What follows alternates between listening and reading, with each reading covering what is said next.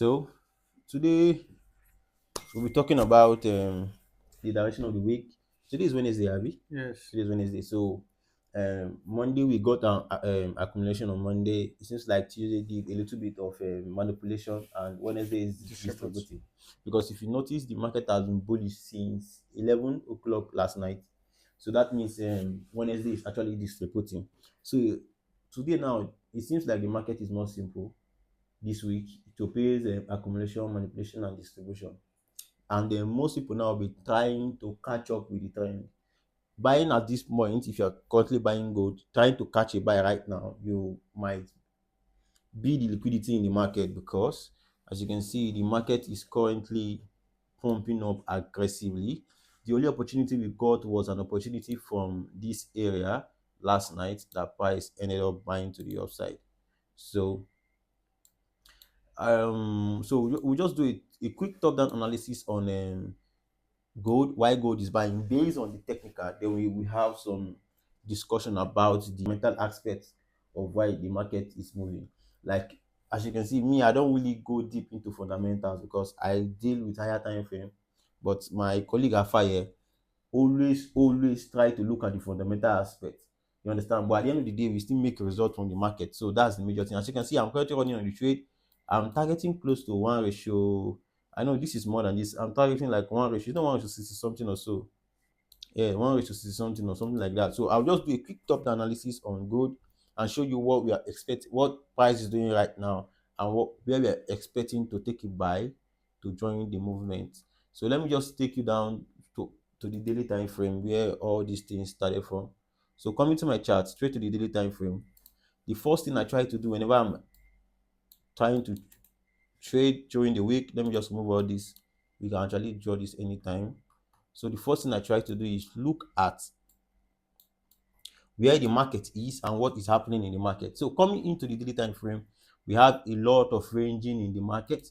So I will just have to scale up to the weekly time frame. Now, looking at the weekly time frame, we have so many weeks at this area, but one week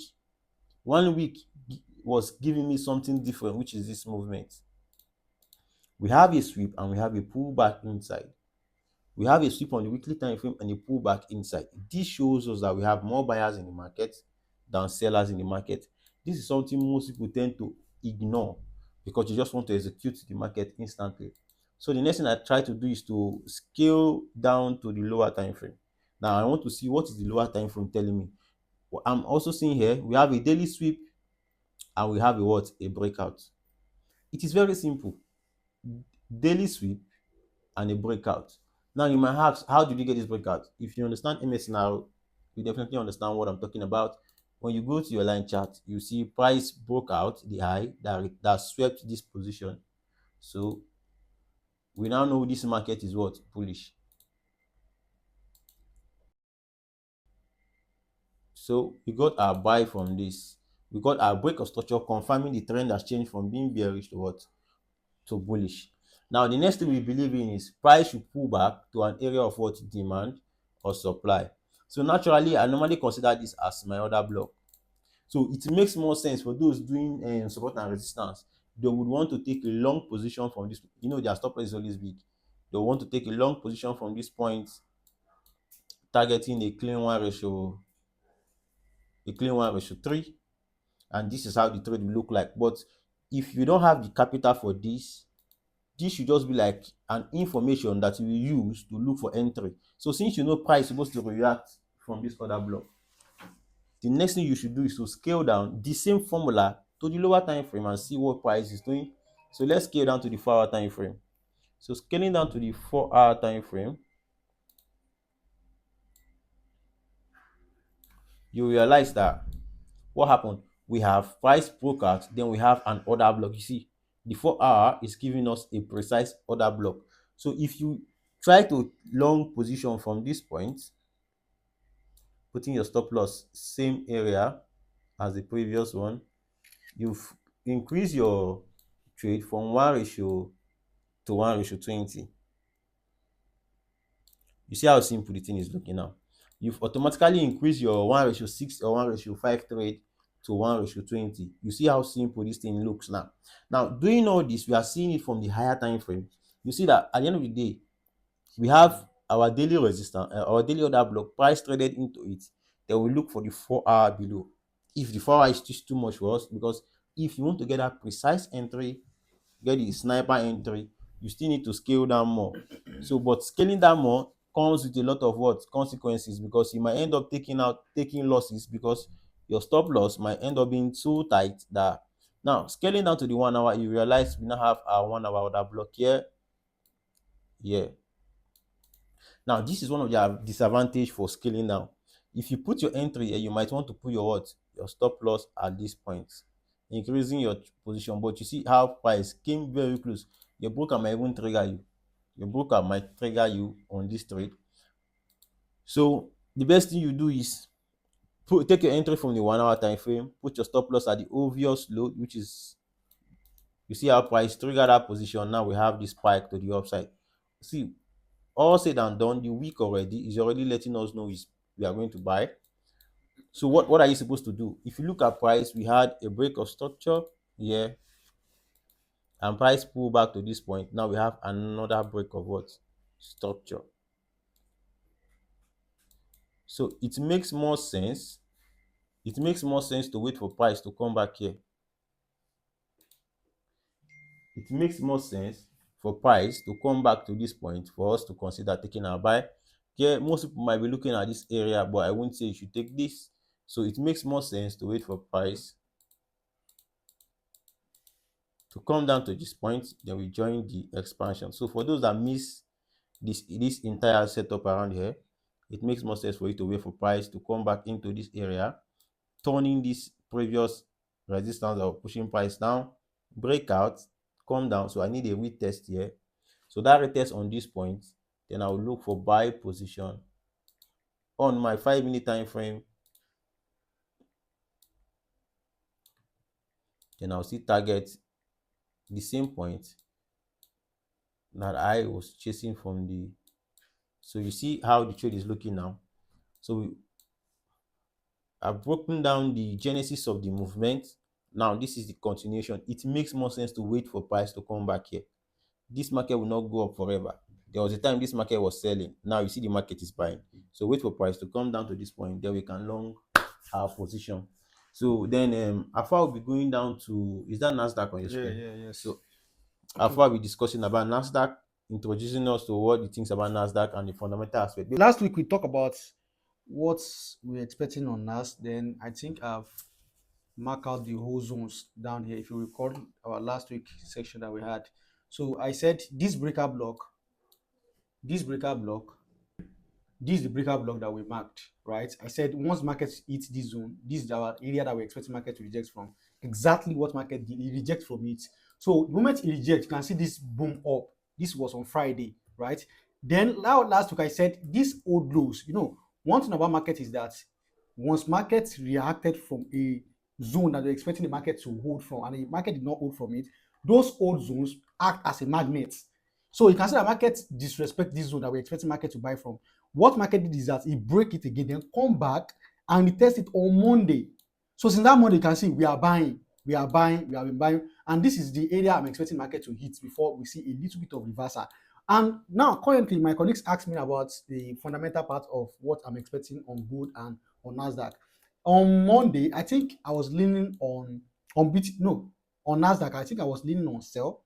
If the Iran and USA talks, if it happens and they did not conclude on their truce, we're expecting the war to continue. Meaning, NASDAQ is going to fall more, gold is going to fall more, and dollar index is going to fall more. But that on Tuesday, a news came out that they are going to reach out for an agreement, which is today, Wednesday. So that's why we see that gold is flying up, NASDAQ is flying up, BTC is flying up, dollar index, everything is just changing face. So right now, this is where I'm expecting the market to reach it before we see a bit of reversal. And one thing, the reason I'm leaning more on buys on NASDAQ is because of S&P. S&P has given us what? All-time high. So I'm expecting NASDAQ to keep buying throughout this week. So I'm not going to be catching any sell. And BTC. So Mr. Noel, what do you have on BTC? I think we both analyzed BTC today. Yeah, BTC was literally showing a buy position. Let me show you my screen. It was literally showing a buy position today, But currently, just coming to the weekly time frame now, I'm kind of seeing something different. On weekly time frame. Just from the weekly time frame, I'm kind of seeing something different when it comes to structure. Without the fundamental aspect, just structure. Okay. BTC is currently rejecting from a key level, a very strong key level from the weekly time frame. As you can see on the screen, I just marked out few things on my laptop to see if I could understand what the market is doing. Then you'll notice we have last week closing below the previous week, letting us know we are bearish with full body close. Now, if you see this week now came back retesting that area of what support, turning Okay. it into resistance. Yeah, So I I'm see. seeing that rejection. So if price is rejecting that point, for me to consider that BTC will sell, I would prefer today. Today should end up closing at this level, Okay. inside this range.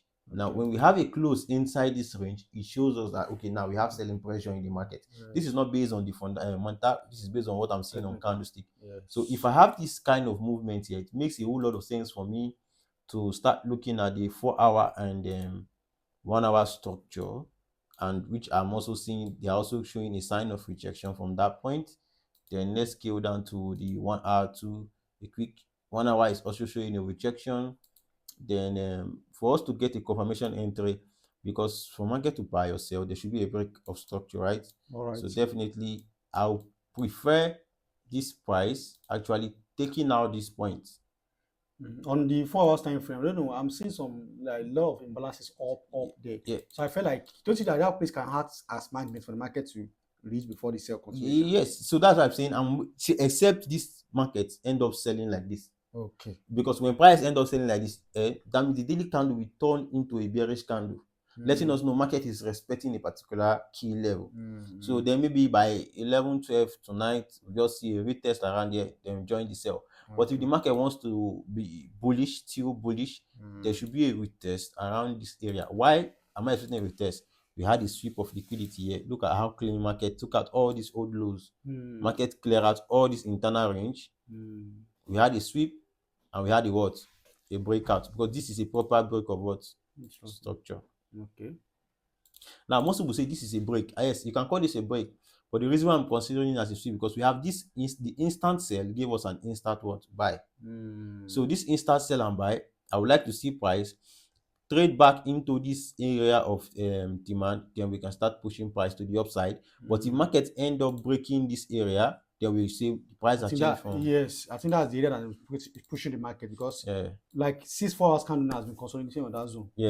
Unable to So break it. the best now, since yes, we already have a breakout on Mm, to the upside, we mm. also have this to the downside. Downside So I'll as prefer a price come here, give me a confirmation for buy or a break to the downside. Then tomorrow we can just short join the sell. sell. So this is what I'm seeing on BTC at the moment. So for the week, we've just literally discussed about gold, a potential NASDAQ, entry for gold, yes. then Potential NASDAQ as reversal. well, Mm. potential entry for NASDAQ, positions where you can literally look for buy or sell. Now we are also giving you a good entry for what? BTC, because BTC is giving us a good zone here. If there is a confirmation here, I'm begging you to take a buy, but if there's no confirmation, allow the market to break out, You can come short back, it. then we can start shooting the market to the downside. All right. So So you guys can comment the pair you want us to analyze on our next yes. top-down analysis So our next top analysis will be done on Wednesday. Wednesday. All So right. every Every Wednesday we'll be Wednesday back here giving us breakdown on what we are expecting for Thursday and and what Friday. Friday. So we cannot be giving everything from Monday to Friday, but at least with Wednesday top down, you can get a good entry on Wednesday and on Thursday and Thursday and on Friday. Friday. All right. So So don't forget to subscribe and like our channel. see you next week.